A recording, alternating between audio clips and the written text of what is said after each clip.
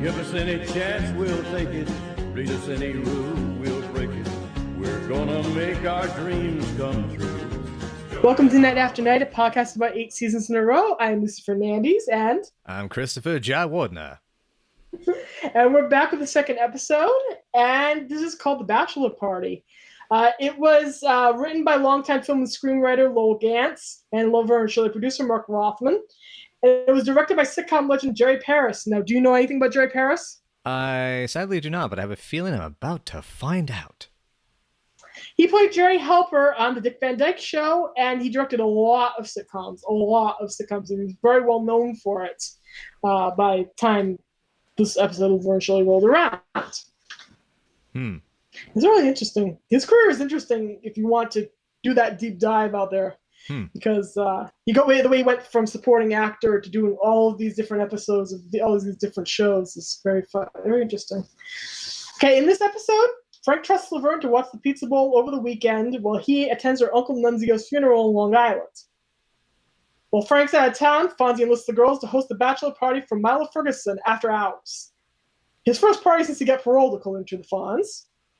Laverne accepts $50 to do so over Shirley's moral objections, hoping to impress her father with her business acumen. But it turns out their father's employees don't want to work overtime, and she has to gently manipulate Shirley to helping her out. The party turns wild, and when the stripper Fonzie promised the guys doesn't show up, Fonzie convinces Laverne to jump out of the cake. The both of them are acting on the threat of the restaurant being destroyed by the rowdy bachelor party goers. Laverne tries on the costume the Fonzie's brought for her to wear. It turns out she doesn't fit into it. You know who does fit into it? Perfect size 5 Shirley. Much to Carmine, her boyfriend's horror. And that is where we begin. So what'd you think of the episode? This was the moment that I realized I had probably seen little bits of this because I remembered the bachelor party, partly because I think I recall my mother getting very upset about this episode and turning it off at a certain point. And because I probably would have been, I'm trying to remember when they finally started airing this at Nick at Night. I was probably somewhere around 8, 9, 10 years old. So yeah, it was a moment of, I feel funny. As a few moments, I had actually quite a few moments before the age of 10 like that. But those are different stories for a different time and a different show. Yeah. But anyway, but yeah, I'm somewhat of a conflicted nature. I'm not a sort of humiliation or embarrassment humor kind of person, to be honest. So it's like it doesn't always work for me. So it's like I enjoy it in generally, and I will say, as much as I have very conflicted, I should say capital F. I have feelings regarding Carmine. I appreciate his reaction to the moment. But on top of that though, there's a lot of cute stuff in this. There's a lot of wonderfully rambunctious, almost bordering on like kind of Adam McKay style humor. Yeah. Where like it's burlesque. Yeah. And very kind of bigger. Like I do appreciate how big and broad and the bachelor party itself is, the rowdiness of it. Let's hit it with a car. That is so not Lenny in the future in the show. This is like the only time you will ever see him act this way. Oh my gosh. He's like, let's pull the oven out, throw it in the street.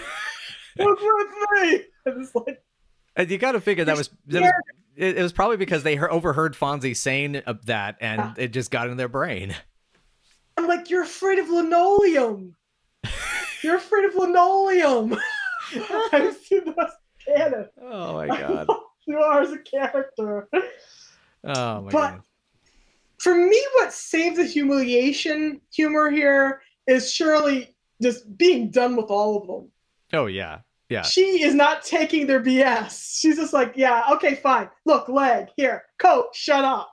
That's what makes it good for me. Mm-hmm. For me, that's what makes it good. Like, she is done with them, done with the ridiculousness, done with everything surrounding the stupidity of her having to come out of the cake and one day having to explain this to her daughter. Right. As Laverne said, you'll know more than most mothers. Yep. Yeah, I rewatched the episode after we watched it, I was trying to like, kind of just come up with more notes. I rewatched it with my mother, the first like I think like 2 or 3 episodes, and when it got to that line about you'll know more than most mothers, my mom got a big laugh out of that, and was like, yeah, yeah, yeah. So yeah. Chris, you have to do me one favor. Yes. Ask your mother how she feels about playing the Roxy, that episode. That's coming up in season 4. That is probably the more adult-orientated episode. One of them. Okay, that's coming up. Okay, we'll see. My mother is a wonderful, sweet, mostly innocent woman. I've tried to be very protective of her, but then there's people that remind me, hey, Chris, you exist. I think there's things that have happened, and it's like, God, stop it, all of you. Yeah. She's a Vestal Virgin. Shh. You don't bring that up. That reminds me. I think I told you this is a tangent for another time. But there's that story about High Score and Spunk's not dead, and I think I told you that story. Which is one of Chris's motion pictures. Yeah. We'll call it a motion picture. Go on. I mean, yes, it's. I just want to explain to the strangers. Go ahead. Yes, it's a film. It is a film. Go ahead. But anyway, but back on track. The episode though is a. I do like, as much as I have the issues with that parts of the scene. I appreciate the tenacity of the characters, Laverne in particular. I love the her trying to do her own rags to riches, and it's like, oh, Cheryl, please, Cheryl, you gotta help me, Cheryl. All of that. That's wonderful. And I think it's something a lot of us can relate to, especially those of us who are close to either parent or parents in general. Is that wanting to make dad pop proud and the payoff to that, which I think we'll get to as in our discussion, but it worked really well for me. That stuff I think was what made it strong. The relationship between Laverne and Frank is very, very interesting because it's very, very, I won't say embattled, but a lot of it is subsumed in him desperately wanting her to get married and have grandkids. And that just affects her psyche stuff. But he's also very proud of her and also very loving. And also, even though she didn't turn out to be his son, he loves her, treasures her, and adores her. Mm-hmm. So it's a very complex relationship that sometimes gets a little flattened as we get deeper into the show. But sometimes they just hit the right note, and this is one of the episodes where they hit the right note with the two of them. Exactly. Yeah, like it's one that I would have been. I think overall the episode wouldn't have been as strong without that aspect. I think if this had just been, I think if the reason had been more kind of, I guess, more of what I'm used to in sitcoms, which would have been like greed or trying to get one up something, or if she was trying to get with some guy in the party, some just bullshit reason, if I may say, I would have despised it. But here it's like it's very sweet, and it balances out and again, as we were saying in the last episode, is that balance between the poignancy or the feely character stuff and absurdist comedy. Yeah, which is always what you'll see in a Marshall sitcom. It's very, very, very prevalent with Laverne and Shirley. Happy Days does it, sometimes does it sparingly. I'd say, but their run is I think they had 11 seasons, Laverne and Shirley's 8. So, but it feels, when you watch Happy Days, it feels longer for various reasons. But that is what is key to the show. You feel for these characters. There's depth to these characters in spite of all the cartooniness of the situations they put in spite of all the physical comedy, in spite of the show's lightness. There is tragedy sometimes at the center of the humor. Mm-hmm. Right. So that's what's really interesting, really, really interesting about the show. Yep. And the thing I also want just to quickly add is you mentioned the physical comedy. That's one thing I felt that did work really strongly for this, is that even though the scenario itself was not to my taste. I've not been to a bachelor party like this. I don't know friends that would have a bachelor party like this. And yes, I am a safe little nerd. I am a safe little nerd that's very happy to be here. And like if I'm at a bachelor party, it's probably just going to be us playing board games all night. Yeah. Hey, no shame in playing D&D. Yeah. Oh yeah. No shame in the D&D. But the the physicality of the execution, like just the timing, the rhythm, prop stuff. Henry Winkler is amazing in it, in particular. Yes. Like, he commands the room so well. Yep. Particularly, he stands out a lot in this particular episode, in that he is just quietly commanding, quietly central to the room, directing the nonsense when the nonsense goes way over the top, and just keeping everyone in charge, like keeping everyone in line. Everyone. To make an audio production joke, he's the limiter on your compressor module. Yeah, I suspect maybe one and a half people might get that joke. Yes. I'm the 1.5 people. Right them.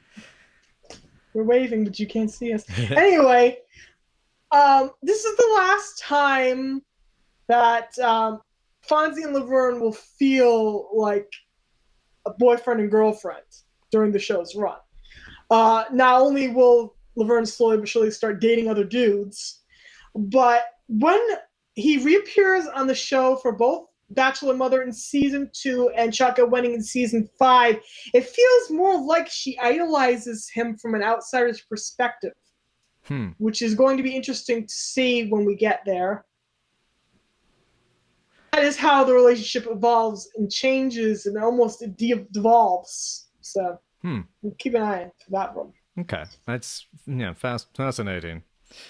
Yes. Well, it's like them all of a sudden becoming very innocent out of the blue. And so that's what you get. I will not say there is no linear thought in the show, because there is linear character development, there is movement, there is a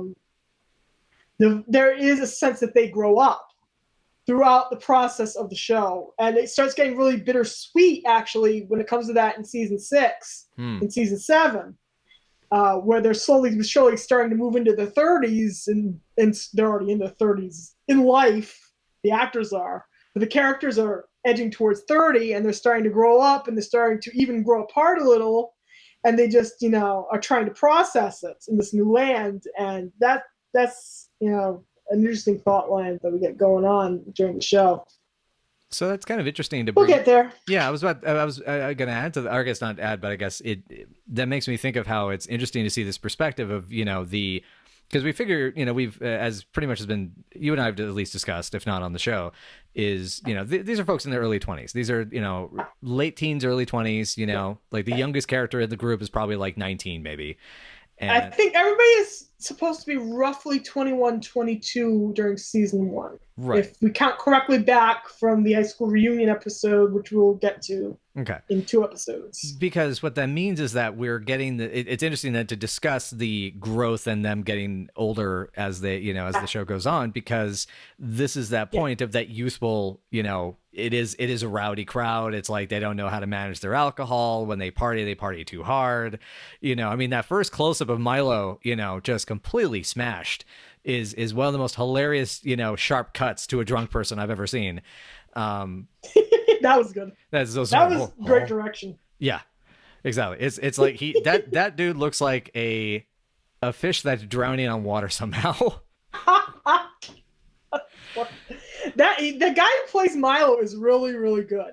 Yeah. He is really good, and like you believe he's this ex-con who's finally going to marry this girl and try to settle into a civilized life. You kind of wonder what happened after the wedding.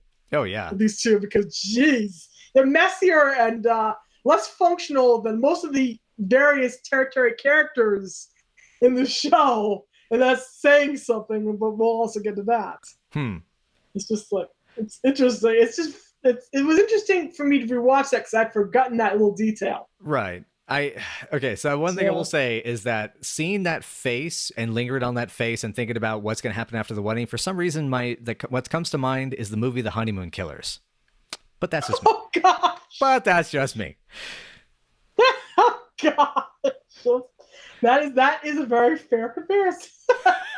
All you can think of is Archibald. You thought of Archibald Jr., didn't you? Okay, a little bit. All right, he's gonna start crying. Rock. Yeah, he probably. Maybe that's why he's an ex-con. Is that he had to steal? It turned out that dune buggy in Ega was stolen. Oh, see, wow. Yeah. Oh God. Never Oh. think of Archibald Jr. during the wedding night, kids. Never think of that. Don't go Oh. there. Oh dear. Oh boy. There's a. Oh, Close your that's eyes gonna. and just picture that. Just picture that for a little second. Mm. All of our Misties who are out there. Yep. Yep. Yep. Oh God. Anyway, Okay, this is. what? Go Go ahead. ahead. Yeah. Go ahead. I was just go No, ahead. you go ahead. Oh, I guess the question that I had a question for you, which is that Yes. um what was this, just in terms of context, as you understand the period of this time in television more, just because you've studied this, you've been researching this more, is what was it like for them to be referencing essentially a stripper and a cake, nudie films, and all that stuff on a television show, on like a prime time television show, like I'm in kind of like astonished, like rewatching this. I'm going, this is on at 8:30 at night during the family hour. It's kind of like let me set up a perfect comparison for you. It's kind of like that Marquis de Sade episode of Jack of All Trades, which aired in the middle of the morning, middle of the afternoon on a Sunday in oh, the 90s. That's I think I so, remember. I think that was the episode that made my mother stop watching it. Yes. your I poor mom. Your poor yeah. mom. I'm sorry. That's going to come up a lot. Oh God. Mom, I know you're Uh, probably going to listen to this. I'm sorry. I love you. I'm just picturing Bruce Campbell's face as he lands on that bicycle. Anyway, but yeah, that is what's interesting about that is that normally the risque stuff would come up on the show that came after Laverne and Shirley, which was Three's Company. This was a huge blockbuster night for them, Hmm. for ABC. We had the 1, 2, 3 punch of Happy Days, Laverne and Shirley, and Three's Company. And Three's Company was the winky winky adult comedy. Hmm. But yeah, you had a lot of kids watching Happy Days. Yeah, a lot of kids watching Laverne and Shirley. And a lot of this stuff had been sailing over people's heads. I mean, when I Sailing.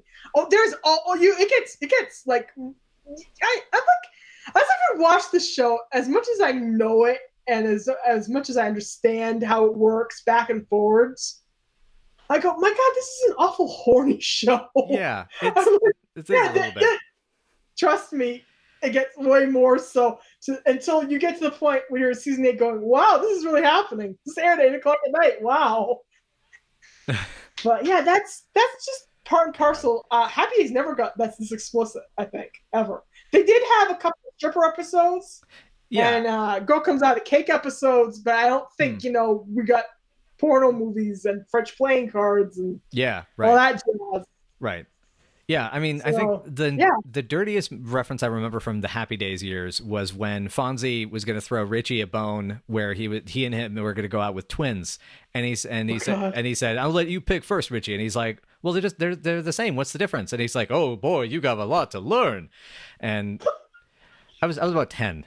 And believe me, my 10-year-old mind that was already starting to figure some of that stuff out was just like, oh God, okay. As we reel back in the smutfish, Right. this It's a- this episode is ultimately about the difference in morality the two girls have. Ultimately, Hmm. this is about Shirley's refusal to violate, in a way, her own autonomy and her own sense of chastity, versus Laverne's desire to say, "Dad, look, love me. I'm not a boy, but I made you this money." Right. Really, really, really interesting how ultimately where the line gets drawn and why the line gets drawn. And I almost think it would have been more effective for Laverne to have drawn the line and said, "Hey, stop," Hmm. instead of what happens. But Right. Yeah, because that's just me. because that's the thing. Like, I almost kind of wonder if like that would have been an interesting reversal towards the end. I think it's because you've already set up the gag of her pushing Shirley to help her, like, and really having to convince her, and then Shirley being so like, Yep. all right, this is my life now. I'm just gonna do it. And Laverne being the one that's actually like saying like, Shirley, like, that's enough. We're not gonna do this. Like, you're my best friend. This isn't that much more important. This can't be that more important to me, because Yeah. that's sort of, it's because I guess that's the thing about, like, right, as we say with best friends, right, is like, there's a friend bails you out of jail, Yes. a good friend's with you in the police car, and the best friend helps you hide the body. Yeah. And Yeah. the And the thing is if they're best friends, this is not a helping hide the body thing. It's because of the fact that there has to be that element of convincing. Yeah. Yeah. There's very much a sense of, please, I need this, please, please, please. And what's interesting about this is eventually when we get into even more serious battles between Laverne and Frank for what she wants out of life versus what he wants her to do with her life, with the way Shirley positions herself, which is always to be the peacemaker between the two of them. Interesting. Yeah, it's very interesting when you compare this, and here she is, basically battling off hands and saying, I'm going to do this for you because you're my best friend and I love you. Yeah, so in a way, that's basically what she's saying here by putting on her little teddy and strapping on her sash and jumping out of her cake. So, yeah, that's what's interesting about this episode to me.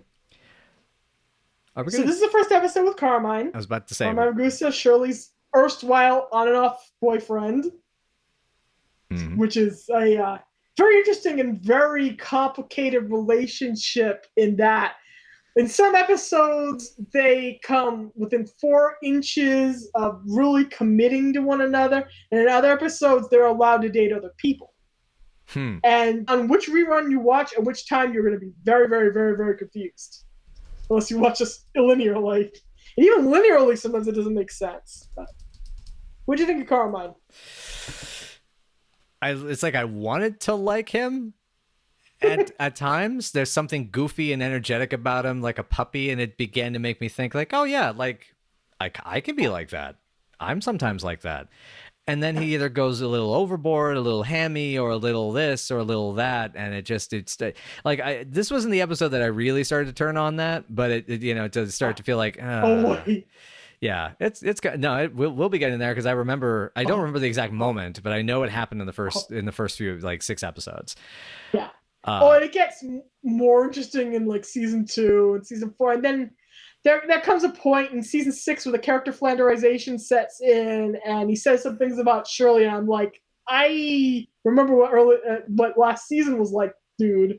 So the writers weren't even looking backwards and going, oh, that's what this was like. So it's just like, it's messy, but I think Eddie Mecca does the best he can do with this character, and he's like full of life, and he's full of energy, and he just walking around belting out his songs and spinning around and doing his dance moves, and nobody else could have done this part. He's a very he feels, I think part of what gets me is that he feels like a stereotype with all that hyperactive energy. It feels like this, the scruffy street kid. He's got to have so much energy and pep, and then like adding like the Italian factor and the big ragu. It just it reminds me of how like Coppola had a note for that he wrote in his prompt book for The Godfather, which says pitfalls. They don't ever talk like a this, and I mean that's exactly why. Yep. Well, that's the thing about Laverne and Shirley. They either yell a lot or everybody has a Jersey accent. And that's the way. And then, yeah. And I love the show for it being what it is, but that's what it does. But ultimately, there's this sense with Carmine that you absolutely believe he would walk through fire for Shirley at any given moment. But on the other hand, because Shirley is Shirley, he's looking in the other direction. He's got one eye on her and one eye on the street, and this becomes more of an issue as we get deeper into canon. But and exactly, because he is still going along with the party, just as drunk and wild as everybody else, and he was totally okay with the gal jumping out of the cake and ogling her and probably getting a feel until it's Shirley. Yep. And when it's your girlfriend, all of a sudden, oh no. Yeah, which my girlfriend can't show her dinners. No, how dare she? Right, and I mean, and that's how he is. Yeah. That's right. Well, I was just going to say, obviously that's us coming from our perspective of like, what would we call it now? Like post third wave feminism, or I guess, or something like that now. I think we are. I think we're into that now. And so that's so obviously that's going to be part of our perspective, but it's also just like, I just naturally just don't feel like it's a double standard. I mean, I look at it from a logical perspective. It's like, dude, come on. Yeah. show does recognize this as we get like deeper into canon and we do different episodes, and it's pointed out that he's allowed to go out basically and break her heart multiple times, but whenever she tries to step out and gets an interesting relationship, he gets jealous. He becomes a baby and does nasty things, like in the festival, which we'll get to, which is one of my favorite episodes, two-parter. We'll get there. But yeah, it's very like unfair in a lot of ways, but on the other hand, all the good parts in their relationship are very good and very sweet and beautifully acted. So it's a mixed bag, the two of them. Right. Which and it's like, okay, I know there might be some people saying like, oh, you're being unfair because that's being realistic, and it's like, yes, I understand that is realistic. I have known tons of unfair relationships. I have been in unfair relationships. But I still don't. I'm free to have my opinion, and I don't like it. Plus, it's fiction. Yeah, it's fiction. Quote the great Joel Hodgson: "You don't have to accept the ending they hand you." Well, you know what I mean? You don't have to accept the ending. Where y'all aren't going to accept this ending either. I know our audience. Y'all aren't going to accept this ending either. But, you don't have to accept that this is fair and good, and this is what she deserves for wanting to be with this stud boxer dude that she's been dating since high school, which is what they eventually establish. So they dated all the way through high school, I think is what they say in I think it's Dating Slump. Is it like Dating Slump? They say. So do we know if it's like sophomore, junior, or senior year, or is it literally as far back? I think they say all the way through high school. So it started. It started when they were freshmen. Yeah. Oh God, I'm just trying to imagine being involved with that man for that long and watching him turn from one. Oh God. Yeah, rags. Then she does a sentence of 7 more years. Well, even more than 7 years, considering the time jump thrown in. But yeah. Rags to riches my ass. But yeah, I go on and off with Carmine throughout the series because he irritates me because I love Shirley and I don't agree with his BS. And on the other hand, he's not awful. He tries to support the girls no matter what. He even uses his he's the most streetwise character we got here. Oh yeah. He connections to help them out whenever possible. So right. Yeah. So it's like I said, mixed bag with them. Mm-hmm. It's not like Lenny where I just look at him and go, "Oh, my darling child, come to me." Right. So so I guess then if he's a mixed bag, you figure it's probably like a punching bag that's got 15 different types of rice in there, and some of it's moldy, and maybe there's some cottage cheese for good measure. Oh God! Now you're just describing the boys' lockers in high school. Oh Jesus! Oh God! No. If it's brown today, it was yellow yesterday, and that's an actual line. Oh, that reminds me of the Futurama bit. The Mr. Fry, why is there yogurt inside of your baseball cap? Well, it started as milk, and time makes fools of us all. It's yogurt or cheese. I can't remember which. I think it has to be yogurt. I think. But, I think, yeah. No, it was using the cottage cheese yogurt. I haven't watched that episode in 40 centuries. I need to rewatch Futurama someday. But anyway, okay. Now, yes. So, like I said, this is the first time we see Frank and Laverne together. What did you think of Phil Foster as Frank? I love Frank. He is a genuine character actor. He's a great comedic actor. He reminded me of. He reminds me almost a little bit of the oh God. There's somebody reminds me of. Well, I mean, speaking of Futurama again, I mean, I like it's like a little bit like Mr. Panucci, and I would not be surprised if Mr. Panucci was a little inspired by Papa Frank. Yeah, I think so. Actually, I think so. Yeah, but yeah, I mean, I don't know exactly how to describe it, but I mean, like they have this wonderful energy, and an energy in the sense that there are some people when they do comedy, they totally zone out into this mode that's just so comedic that there's not really a thing. You can't see the character's thought process behind it. They're just saying the lines and landing the jokes as they kind of need to. I love that because it's a more character actor performance, Frank is consistently a person, and you get to feel that person through it. And because even you feel it with the comedy and you feel it with the poignancy. Like when you get to the end, and you get to Muffin. I mean, that it lands so well. And yeah, so no, like, I love, yeah, Phil Foster was amazing as Frank, as Pop, and it's a great, yeah, Poppy, as she yeah, calls him at one point. yeah, oh, Yeah. So this is the interesting part of this episode is you have this show that is very, very, very, very, very, very, it's very first wave feminism. You have these two girls who are out here trying to make their own lives, live by their own rules, but you still got the expectations that they have that they're just going to get married, and the idea is to marry up. mm-hmm. At least in Shirley's head. So you have to sit here and you have to compare the show's idea of feminism to what was going on out there in the real world at the same time, which is a very, very, very interesting thing if you ever look at it, think about it, because this is right around the time where we had women finally going out and earning their own living en masses, just like the girls were doing. This is why they were probably a big hit, because all these working class people, these working class women, will look at these girls and say, yeah, I have experienced this crap, but not to the extreme, like, I'm going to jump out of the cake, but I have lived this life to some degree. So I just, thought that was what always flashes through my mind when I watch the show, especially the first season, especially this episode. Yeah, I mean, I feel like I obviously being a male, I do try to be careful with discussing it too much in depth, but I do agree that you see these social elements to it, and you do see that interesting, like, they have this independence, but they're also still dealing with the expectation, and dealing also, I think, with their own desire to meet that expectation, because this is a weird pull, but I remember seeing this article quite a few years ago now. This might have been 4 or 5 years ago.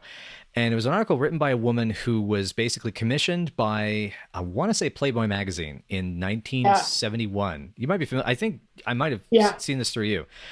And she talks about how she was basically commissioned to go to feminist meetings and she did the real deal journalism about what they were going through, and actually, like, telling some of the stories about that were really complicated, like even like women saying to themselves, in tears, am I a traitor to my gender because I enjoy sex with my husband because she loves her husband, and that's like radical feminism versus right, first wave, second wave, all that jazz. Exactly. Yeah. There's all these different, and that's why I think, it has been so, it can be, I think, sometimes to be complicated to discuss that range. And that's why I try to everything is complicated. And in the way everything is complicated when it comes to who you want to be and who you want to end up being in the future and who you are at the very moment that you're breathing, so to speak. And to bring it back in, right, but go ahead. I was gonna say that ultimately what the girls are looking for in the end, at the very end of the rainbow, what they're looking for is happiness, happiness and the time to enjoy that happiness. And there's no value more universal than that. Right. What it makes me also, I guess, just to, as almost like a follow-up question, what does that happiness look like? What does it entail? What words, what concepts does that entail? To Shirley, she makes it very, very clear. She gets to be a housewife. She doesn't have to work. She has a handsome doctor husband. She's transcended being a working class woman. For Laverne, it's a cute guy. Making out with a cute guy, getting to be married to a cute guy, and she has to drink her beer, and she gets to have fun, and she gets to go to ball games, and it's much simpler. So it's less apple pie in the sky, and that's why Shirley dreams for her. Right. It's the okay, and because it's interesting to think of it in those terms. I mean, part of it's just because I've been more. I mean, as I said before, I do land a little more like Shirley, and so I have this tendency to have those higher hopes and higher dreams of where to be. Yeah. Because like to me, what it makes, but I do see the thing that I find in both those scenarios is like the concept of freedom, the freedom to be yourself, to be, because if Shirley doesn't have to work, then she can be at home, she can have hobbies, she can do the things that she wants to do. If she has children, she gets to take care that she loves, she gets to take care of them. She has a husband she loves, she gets to spend time with them. And like in Laverne's case, it's the freedom to, you know, she's not going to have a husband that's going to be, you know, saying like, well, my wife doesn't drink, and, you know, and she can drink her beer and have fun and is not going to shame her. Yeah. So. And in a season 8 episode that is otherwise terrible, she says that her ultimate dream is to lie on a couch with a guy, and then he turns to her and says, "Hey, baby, do you want a beer?" That's what her ultimate dream was at the time. I mean, when I think of the idea of sitting next to a beautiful woman and she looks over and says, "Hey, let's put on the Criterion channel." Yeah, I can see that. I can totally see that. Mr. Science 3000 marathon. Yeah. Oh, yeah. It's just simple. It's a simple thing, simple pleasures. Shirley has grand dreams, and Laverne has smaller dreams, and that's why she dreams these gigantic dreams for her. And Laverne just wants a guy who we're going to address this in a couple episodes to look at her and tell her she's pretty. Right. Things happen. You go, gee, girl, he's telling you he's pretty. Wake up, wake up, wake up. But anyway, the show's feminism and its sense of feminism is always fascinating to me, because we definitely have these strong themes of independence, of self, of dictating your own future. Mm-hmm. Versus there are 3 episodes that will unfortunately play rape for comedy coming up in the future, and it's done with burlesque comedy, and it's not the best, and it tries, and one of them does try, the other 2 do not, and to the point where everybody feels out of character, and fandom has pretty much excommunicated these episodes from canon in a way. Yeah, we have those. I'm a Resident Evil fan. We have those games. We try not to talk about. Yeah. There's always that one piece of canon that people will just throw in the trash, and it depends on where you are and who you are and what you feel like, what you feel about it. Yeah. But yeah. So where would you rank this one? Go ahead. Sorry. Well, I mean, just the last thing I was just going to say, just as another little thematic discussion, and because it's interesting that we got into this wonderfully deep kind of meta, you know, thematic, you know, discussion about this after watching and it's interesting you bring up the ranking. Like, what would I rank this? 6.5 out of 10, I'd say. This is just about a 5 for me, because I love all of the bits. I specifically love Cindy Williams in this episode. Cindy Williams is so good in this episode. She's so cute. She's so cute. She is just, you know, with her foot in the back of this episode, driving it. I like all the Laverne and Frank stuff. I like, even the dumb little bits of rowdy ridiculousness, the bachelor party with Fonz kind of driving that, and then just looking at Lenny and Squiggy and going, look at this man and this woman. You see this? This is a man and a woman in love. And you're making it dirty. Yeah. Basically. But paraphrasing here severely. Yeah. No, I know the scene. Yeah, at least the people who've seen it know the scene. Yeah. Oh, yeah. And I mean, that's the other thing is I love when Laverne does the whole speech about, you know, before Shirley gets out of the cake. I mean, it's like, I don't want any of that, you know, so hey, chicky, you know.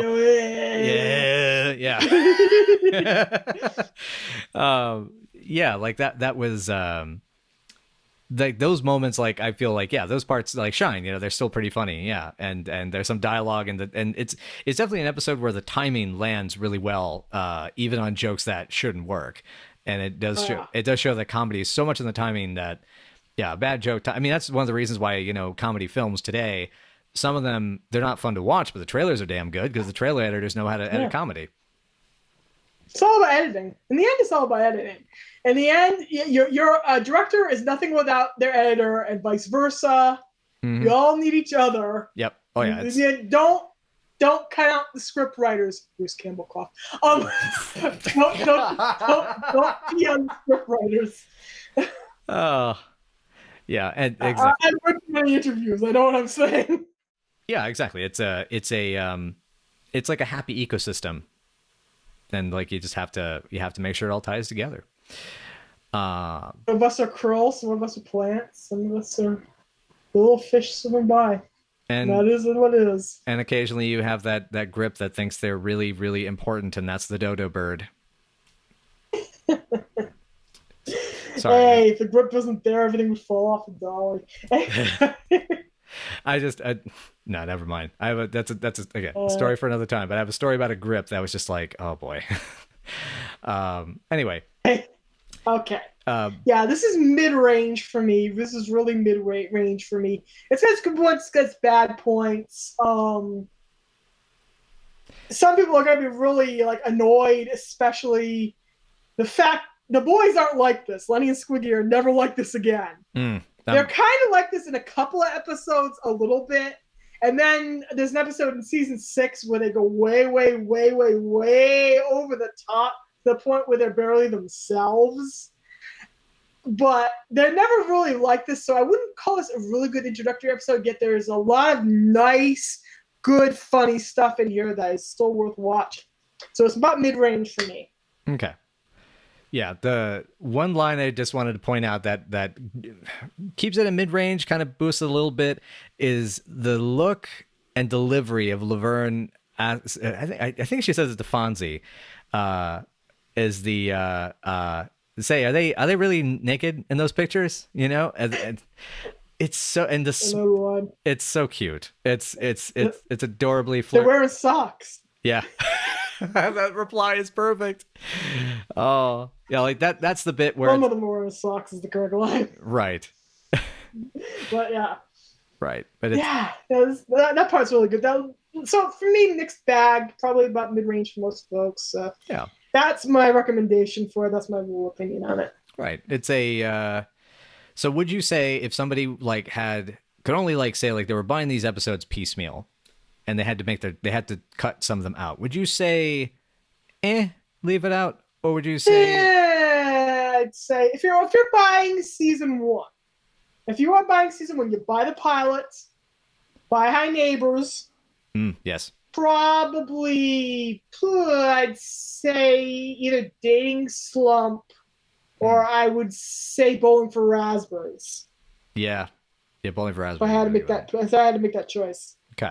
But by High Neighbors, you'll be endlessly entertained by High Neighbors. So we'll get there. That's just me.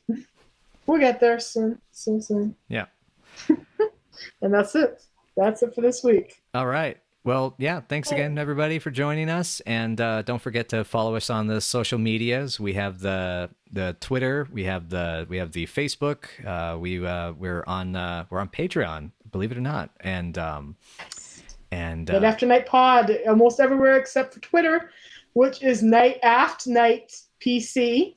All of our social media links should be in the information section. Yeah, the video or wherever you're finding this, just do a search for us and you'll find it. We're out there. Find us. Yes. Find us. Join us. Yes, join us. Join us. Yes, and yeah, don't worry, we're not as hard to find as a Well of Souls. The Expo Festorama. Hi out there, fellow Misties. Right, okay, we're done. Hi, Misties. Hi, Evil Dead fans. Bye.